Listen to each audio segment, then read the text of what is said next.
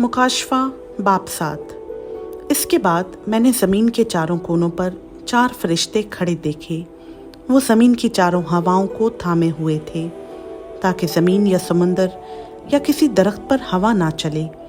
फिर मैंने एक और फरिश्ता को जिंदा खुदा की मोहर लिए हुए मशरिक से ऊपर की तरफ आते देखा। उसने उन चारों फरिश्तों से जिन्हें ज़मीन और समुंदर को ज़रर पहुंचाने का इख्तियार दिया गया था, बुलंद आवाज़ से पुकार कर कहा कि जब तक हम अपने खुदा के बंदों के माथे पर मोहर ना कर लें, ज़मीन और समुंदर और दरख्तों को ज़रर ना पहुंचाना। और जिन पर मोहर की गई, मैंने उनका शुमार सुना कि बनी इस्राएल के सब कबीलों में से 1,44,000 पर मोहर की गई। यहूदा के कबीला में से 12,000 पर मोहर की गई, रूबन के कबीला में से 12,000 पर, जद के कबीला में से 12,000 पर, आशर के कबीला में से 12,000 पर, नफ्ताली के कबीला में से 12,000 पर, मनस्सी के कबीला में से 12,000 पर, शमाउन के कबीला में से 12,000 पर, लावी के कबीला में से 12,000 पर, इश्कार के कबीला में से 12,000 पर, ज़बूलून के कबीला में से 12,000 पर, यूसुफ के कबीला में से 12,000 पर, बनियामीन के कबीला में से 12,000 पर मोहर की गई।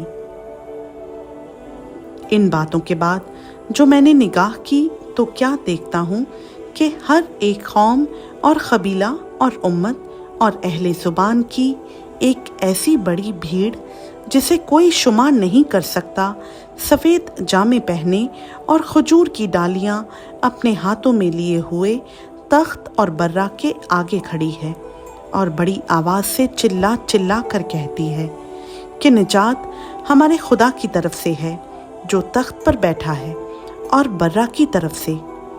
और सब फरिश्ते उस तख्त और बुजुर्गों और चारों जानदारों के गिर्द गिर्द खड़े हैं। फिर वो तख्त के आगे मुंह के बल गिर पड़े और खुदा को सजदा करके कहा, आमीन।